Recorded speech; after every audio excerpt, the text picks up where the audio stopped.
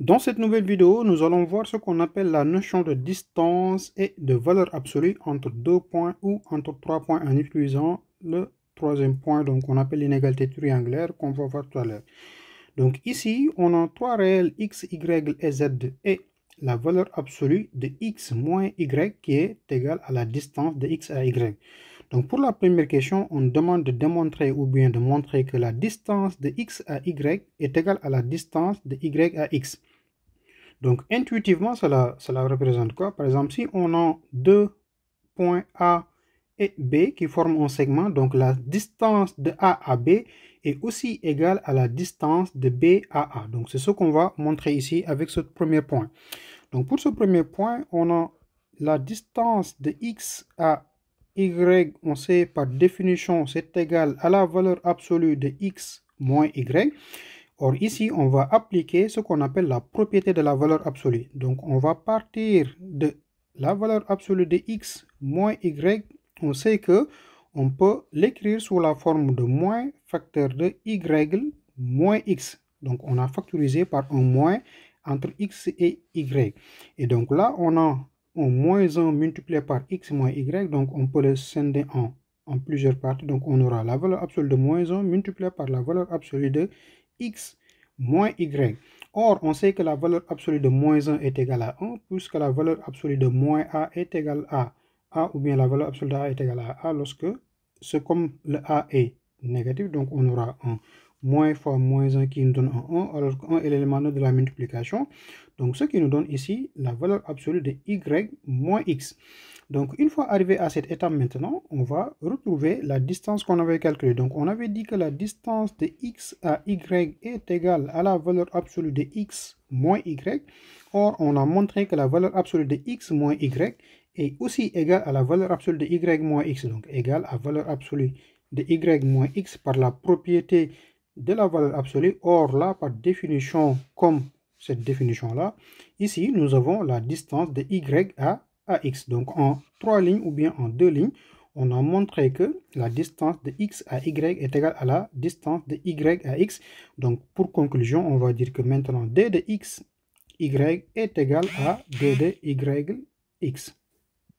On peut regarder maintenant le deuxième point où on demande de démontrer que, ou bien de montrer que lorsque la distance de x à y est égale à 0, alors le x est égal à y. Donc pour le deuxième point, ici, on a d de x, y qui est égal à 0, alors ceci équivaut à dire que le x est égal à y. Donc là, ce qu'on va faire, on va partir de la définition toujours de la distance. On a d de x, y, on sait que c'est égal à la valeur absolue de x moins y. Ou bien, on peut partir de, de ce premier résultat. Donc d de x, y égale 0. Ceci équivaut à dire quoi? Équivaut à dire que la valeur absolue de x moins y, puisque c'est la définition de la distance, est égale à 0. Donc la valeur absolue d'un nombre est égale à 0 si et seulement si ce nombre lui-même est égal à 0. C'est-à-dire que x moins y est égal à 0. Or, on sait que x moins y est égal à 0 lorsque x est égal à y. Donc ainsi, on a comme conclusion d de x, y est égal à 0 équivaut à dire que notre x est égal à y. C'est-à-dire que ici, lorsqu'on a un point A, et que le point A, c'est la distance formée par le segment de A à A, c'est-à-dire ce segment-là, est égal à 0 puisque au fait, on ne dépasse pas le point A. Donc c'est un seul point. Donc ici, A est équivaut à A. Donc comme ce sont des points, on va faire l'équivalence. Mais comme là, ce sont des réels, on peut dire égalité. On peut passer maintenant au troisième point où on a donc un cas qui est très intéressant, c'est l'inégalité triangulaire. Donc ici, le troisième point, qu'est-ce qu'on doit montrer? Lorsqu'on a x, y, z, alors la distance de x à z est inférieure ou égale à la distance de x à y, plus maintenant la distance de y à z. Intuitivement, donc toujours par un schéma, si on a deux points, si on a trois points de l'espace, donc ici on a trois points, donc la distance de A à B, donc A, B, C, en fait, relativement comme si on prend un triangle, la distance de A à B, il sera toujours inférieur à la distance de A à C plus la distance de C à B. Donc, c'est ce qu'on va montrer ici, inférieur ou égal, mais pas forcément strictement inférieur. Donc, pour ce faire, on va partir toujours de la définition de la distance entre x et z. Donc, la distance entre x et z, par définition, c'est égal à la valeur absolue de x moins z. Or, ici, nous, sur l'autre terme de l'inégalité, on veut un y. Et donc là, on voit qu'il y a un y qui se balade là, et il y a un y également qui se balade là. Donc, pour faire simple, ce que nous allons faire, on va ajouter et retrancher le y. C'est-à-dire qu'ici, on aura x plus y moins z. Donc ici, on aura un moins z.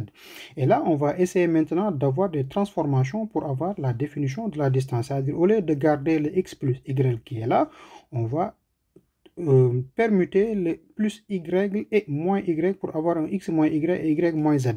Donc ici, ça va nous donner quoi? Ça va nous donner égalité sous les égalités, la valeur absolue de x moins y plus y maintenant moins z.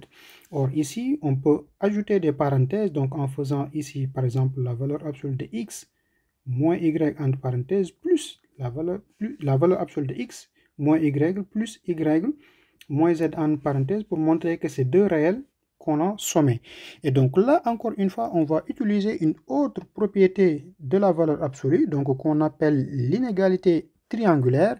Et que nous dit l'inégalité triangulaire? L'inégalité triangulaire nous dit que lorsqu'on a la valeur absolue de x plus y, il est inférieur ou égal, donc je vais utiliser la valeur absolue de grand A et grand B. Donc grand A plus grand B, il est inférieur ou égal à la valeur absolue de grand A plus la valeur absolue de grand B. Donc ici, on va considérer le x moins y comme notre grand A. Donc je vais l'écrire ici en haut, notre grand A. Et le y moins z comme notre grand B. Donc c'est cette propriété de la valeur absolue qu'on va utiliser. Donc toutes ces propriétés-là sont dans le cours.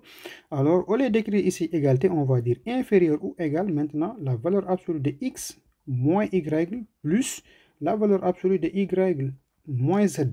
Or, par définition de la distance, ici, nous avons donc, on sait que c'est égal à la distance de x à y, et là, c'est la distance de y à z. Donc, c'est inférieur ou égal à la distance de x à y plus la distance de y à z. Donc, ici, normalement, logiquement ou rigoureusement, on devrait écrire égal, vu que ce résultat-là est égal à la distance, mais pour des communautés d'écriture sur l'inégalité, on peut rester ainsi. Et donc là, comme conclusion, on a la distance de x à z est inférieure ou égale à la distance de x à y. Donc, je vais l'écrire plus proprement, plus maintenant la distance de y à z. Et cette propriété s'appelle inégalité triangulaire, donc IT, inégalité triangulaire, que vous allez voir également en classe. Donc on va passer maintenant à notre dernier point, le quatrième point, où on doit montrer que lorsqu'on a un A qui appartient à R, alors la distance de AX à Y est égale à la valeur absolue de A multipliée par la distance de X à Y.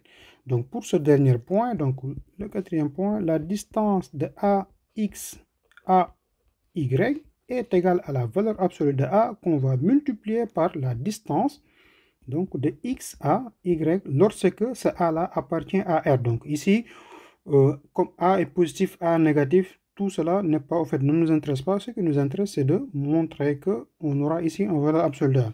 Et toujours, on va partir de la même chose par définition. Lorsqu'on a un AX et AY, ici aussi, c'est égal à la distance de AX moins AY. Pourquoi? Parce que le AX, disons que le AX peut être égal à 1. Disons, en fait, ouais, je vais prendre un grand A. Et le AY aussi peut être égal à un grand B. Donc, distance de AB, c'est aussi égal à la valeur absolue de A moins B. Donc, c'est ce qu'on va faire ici, quoi. Donc là, on va continuer notre raisonnement ici, donc en faisant une manipulation. Donc ici, on sait que, vu qu'on a un terme en commun, intuitivement ou logiquement, on va factoriser le terme en commun qu'on a ici. Donc, sur cette expression, on a la valeur absolue de A facteur de X moins Y. Or, une propriété nous dit que lorsqu'on a la valeur absolue de A fois B, c'est égal à la valeur absolue de A multiplié par la valeur absolue de B. Donc, c'est cette propriété, encore une fois, qu'on va utiliser ici. Donc, égalité sous les égalités, on aura la valeur absolue de A. Donc, là, c'est A multiplié par ça. La multiplication, c'est devant la parenthèse. Multiplié maintenant par la valeur absolue de X moins y. Or, ici, on sait que la valeur absolue de x moins y, par définition, c'est la distance de x, y. Donc ici, on a la valeur absolue de a multipliée par la distance de x, y. D'où, lorsqu'on a a, x et a, y en distance, toujours on peut prendre la valeur absolue de a multipliée par la distance de x à y, vu que comme une distance ne peut pas être négative, on ne peut pas se permettre d'écrire ici uniquement un a multiplié par la distance de x, y, vu que a appartient à R et donc peut être bel et bien négatif. Donc c'était tout pour cette vidéo dans votre chaîne YouTube MathPSW. Si vous aimez la vidéo, donc n'hésitez pas de liker la vidéo, de la partager avec vos camarades. Et donc on reviendra sur d'autres vidéos sur des thématiques en mathématiques que vous allez aborder soit en composition ou bien en devoir.